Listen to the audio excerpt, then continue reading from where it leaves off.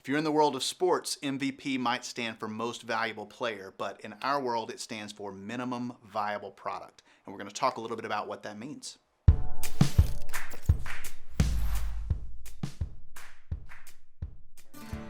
I can remember in 2011, Sodium Halogen got an opportunity to work with our very first internet startup company. During that time, I was introduced to someone that I now refer to as my friend-tor, Janice Frazier, and I was also introduced to the idea of MVP. It stands for minimum viable product. And so the best way I know to explain it is to use the analogy and the story that I learned from Janice.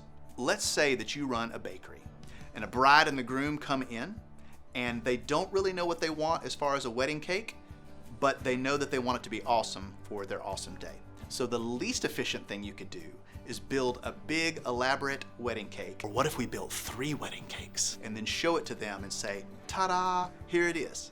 Because the chances are that the bride and or the groom is going to say, well, this is chocolate cake and I don't really like chocolate. Or this is way fancier than I wanted. Or we only have 50 people that are coming to the wedding. We don't need a cake that can feed 300.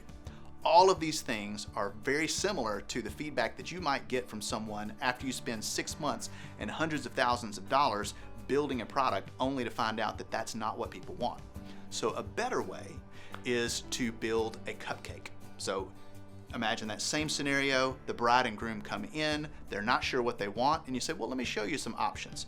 And you go and make some cupcakes. One of them is strawberry, one of them is chocolate, one is vanilla, one is peanut butter flavored, one is asparagus flavored. You've got different icings. They've got the yummy center that's in the middle of them, and they're great. A cupcake has all of the things that a wedding cake has, but it's just much smaller, and it feeds one person instead of 50.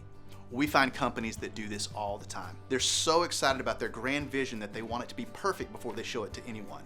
But what they're really doing is building up a whole lot of risk, where instead they could make small adjustments and putting them out in front of people and pay down that risk as they go.